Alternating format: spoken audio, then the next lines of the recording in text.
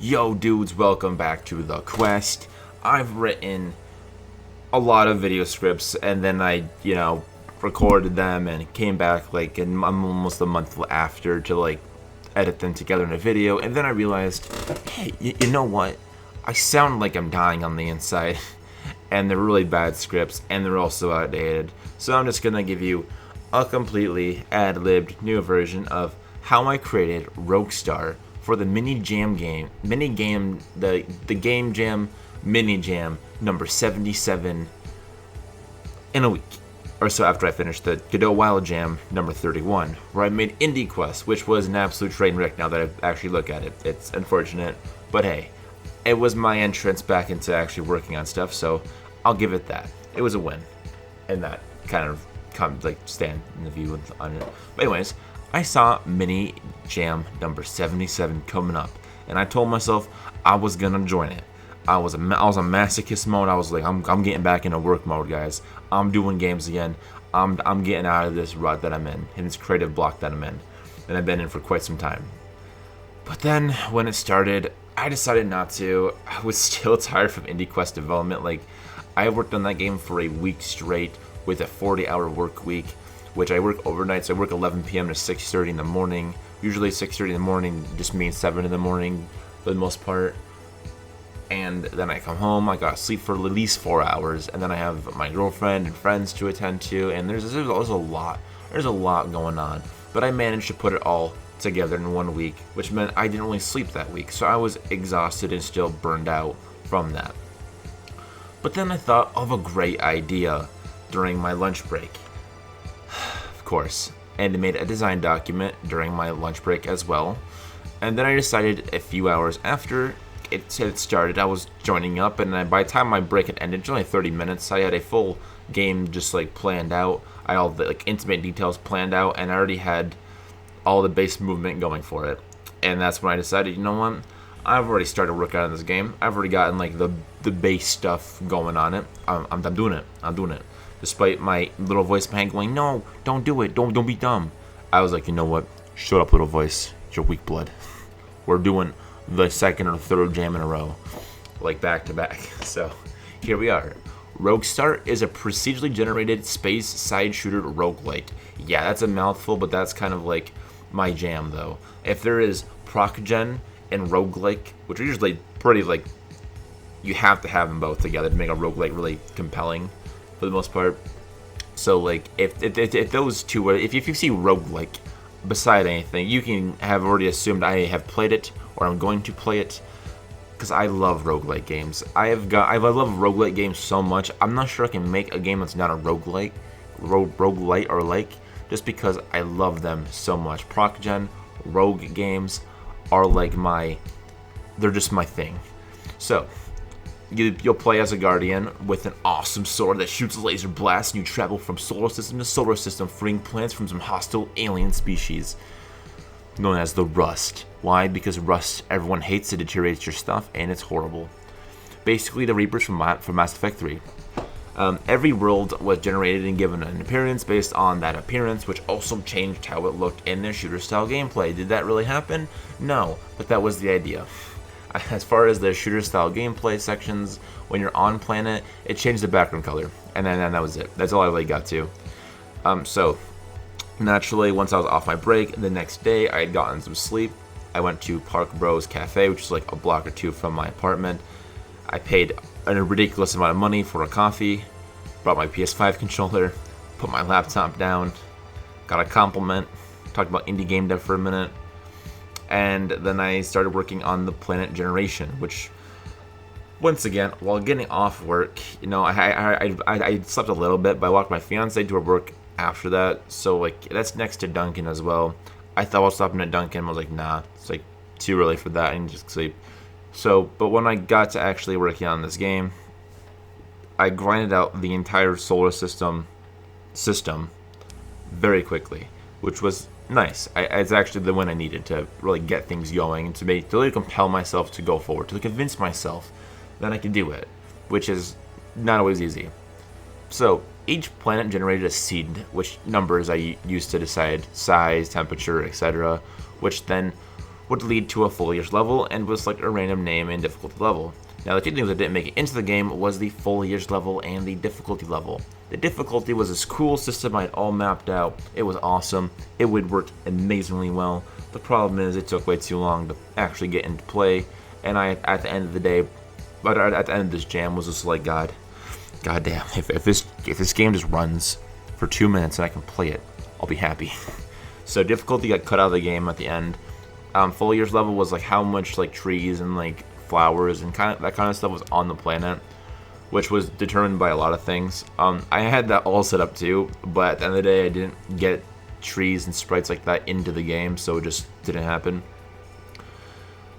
But it was working enough so that I then put together some sprites and made it so it changed the color of the planet depending on the temperature range, which was pretty cool. Godot and modular, like the modulate thing, is amazing. Like, all you need is some black and white sprites and just modulate it, and you can have any color that you want.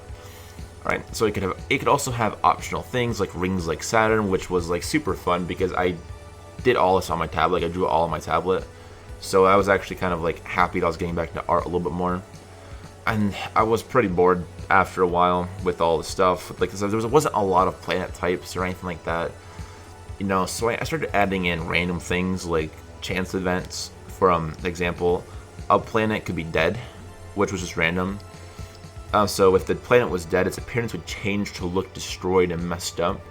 But I wasn't done there. No, that was when my brain peaked, and I was like, bro, if I make an event system here, I can just have so much more fun with this. And I really did. Like I said, ProcGen is my, it's my. If I had a niche in game development, it would be ProcGen. I love ProcGen and stuff. So I made it so that if planets spawned into each other, like if they had coincidentally, like at this point, if two planets had spawned and they were colliding with each other, the code would just be like, delete one of them, pick one, delete it, because you can't have planets inside of each other. It's bad for, you know, everything. Instead, though, I made it an actual event so that if this were to happen, you still delete one planet, but turn the other planet into a fused planet, which just looked cool. And they could also be dead planets too, which was also pretty cool. I was just having fun with it, you know, creating some fun events before I moved on to like everything else, all the stuff that actually made the gameplay. I was enjoying my ProcGen. So, the solar system generation, it chose a size and then spawned an X amount of planets. Every size was like, there's like preset sizes. When it picked a size, there was like, you can have the minimum of this many planets and the maximum of this many planets. Pick one of the numbers in there and spawn that many planets into the solar system. So that was pretty fun. The last thing was to give planets an alien infection level, because that's kind of the whole thing. That would go down when the player defeated enemies and cleared it. But I was working on the solar system and the planets, so I was like, you know what, while I'm here, I might as well just implement it. If you know anything about me, I have severe ADHD, and I love going ahead of myself and working ahead of myself. So soon it was done, and my coffee was half gone, just like it is now. But I threw together some interface for the space movement section. It made it look pretty good. Like, it was actually pretty good. I was pretty happy with this.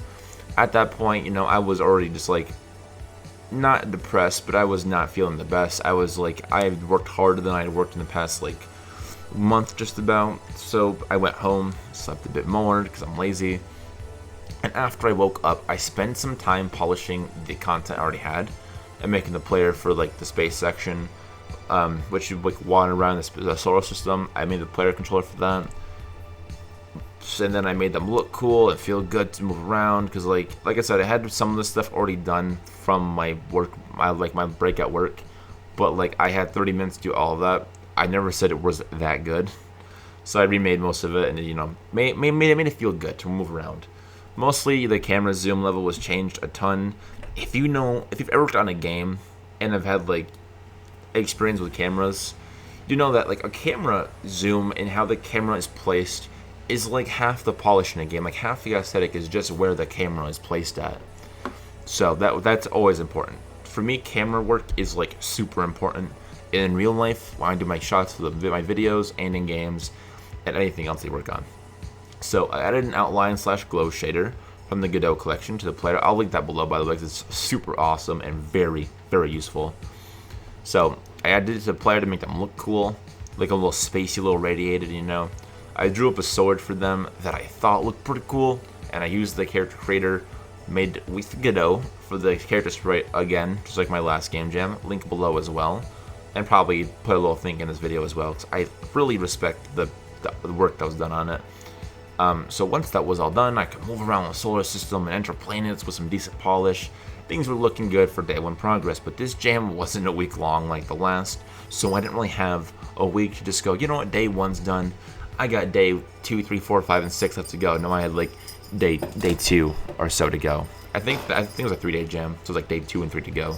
But day 3 is mostly just like, oh my god, you need to hurry up, make your game work, unbreak the game, unbreak the bugs. You need to get the page up, the game uploaded. It's a nightmare. And basically, in a 3-day jam, if you're not done by day 2, you're just not done at all. You're gonna have a horrible day 3. I spent the rest of the day though cleaning my apartment, spending time with my fiance as life goes, before I went back to work again. The next day, once again I slept some, and my fiance was at work again, so I went to the local cafe, Park Bros Coffee, once again, because while I know spending money at like an expensive cafe is not a good way to spend my money, I could buy crypto, stock, game assets, anything for like 10 bucks, 20 bucks. But the thing is, when I'm at like a nice cafe with a nice atmosphere, I feel a lot more willing to do work. I feel like, wow, I really can like do this nice thing. I want to keep doing these nice things. I want to enjoy this more. I can people like walk by, look at my computer screen. You know, it's probably because I have hentai stickers in the back of my laptop, but they're looking over at my computer screen. And I'm like, wow, people are actually looking at what I do, and that's kind of why I like going there for it. It gives me motivation to keep going. Plus, like the baristas that work there, a couple of them play games, and they're always like, I talk to them once in a while, and it's always a really nice experience. So while it's a little bit more than, you know, the average Dunkin' and McDonald's coffee, or even what I have at my house, because I have really nice coffee at my house, but I enjoy going there to work. So yeah, and at this point in time as well, the apartment was still a mess. No furniture, no painted walls, nothing. It was still like base game. It was like alpha still. The apartment was in alpha mode. So I often, you know, also like to go to the cafe to escape my shitty environment at the time. But yeah. So beyond that, I would sit down for a few hours, you know, spend some time working. This particular time I spent with the shooter gameplay, just like on-planet gameplay, which took a minute to get down. I really didn't have many issues with it. I was just kind of went bang bang on one thing and it just worked. Then bang bang on the next thing and it just worked. And I added working enemies with basic AI of just like move up and down, shoot, or in a random cycle. This looked pretty good, you know. And I'm sure most shooters, they don't really go more than that. You don't really need more than that for most enemies. The player moves forward constantly, while they can also move around. So it was cool. It felt like a really good shooter game, like base gameplay. I also added a couple more enemy types to give diversity. There's the enemy that is a standard enemy, knows move up and down, shoots. There's another one that I call the kamikaze enemy. It just dives the player. It'll come on screen and just shoot across the screen. And you know, later on, at my day job, I was on break. I created one of the enemies that would like it blow up, but it would also damage everything on screen, including its fellow alien units, if they were in range. So you could use this to your advantage. I don't know why they never seem to spawn in the game. I think that's an actual bug I just never got to fix because I added them last minute. But yeah, I also added a little camera shake as well when the player shot, which got great reception, by the way. People really noticed them, and I was super happy that they did it. That they were like, yeah, we respect, like I respected, like you did this, like this is a good detail. I was like, yes. Not enough games add camera shake, even if your camera shake can be turned off, which is a good idea for accessibility. Always add camera shake, even if it's just optional, or even a little bit, a tiny bit goes a long way. But you know, I added some more visual and audio feedback as well, and I finished my game, or finished the session by working on the health UI and the fly-in and exit animation, which was cool. I added a lot to the game. I felt like some polished later, and I created a procedurally generated content generation wave by having a node float or fly over the level, and every so many seconds randomly would drop a wave trigger that'll spawn in random enemies when the player hits it, and this worked really well to nobody's surprise since it's pretty basic but an effective method. Prior to this, I just kind of was like hand placing like maps that would just like they would spawn in a wave map over a thing, and that was just super not. It was just time consuming, too much time, wasn't good enough, and I felt like I wanted to avoid this PCG like wave thing because it could cause a lot of issues. But in the end of the day, no one really noticed. Everyone was like, yeah, that's cool. So, and it worked out well. It worked out. So I left the cafe at this point and went home once again. I did some polishing work on the game to make it feel better, to put together some audio, to make everything feel a little better. But I was running real low on time though, and I also had work once again because I did not have this time off. I was working every single night at my day job when I would not be able to work on anything during the 8 hours or so that I worked. So before the deadline, I slammed in some like miscellaneous polish, added the sword menu. This seemed cool. Made sure the player could progress through the game and choose when to move on to the next solar system. And after I made it so that after 5 space quadrants in the game, 5 solar systems that you've liberated, the game would be finished. And I made a quick level up system to go with it. It felt really, really rushed. It was not fun to put together. This was like the whole game was fun to make up until this point. I didn't get to make each level generate cool foliage and environment pieces, but the concept was there. So I released it with a solid launch page and submitted it. I received pretty good feedback which I was very thankful for. It felt much better than the Indie Quest Game Jam. And this was the story of my jam game, Roguestar. So, if you enjoyed these kind of videos, hit like, and it'll help boost me through the algorithm presence, which is great because YouTube hates content that's not just copy and pasted. It's just hard, like I know everyone gives YouTube shit over it, but at the end of the day, they have an algorithm. They manipulate it. That's questionable, but like they have an algorithm. It does what it does. It's just like real life. The only way to learn, instead of trying to fight the system and reconstruct it when it's already like so prominent, just learn. Yeah, you have to learn to work through it first. So, if you like these videos and want to see more of them, I'll keep making more videos. But like, it's nice to get more views, to get more people on board with the program. So just hitting like goes a long ways. If you don't like these videos, then dislike them because honesty is needed to grow.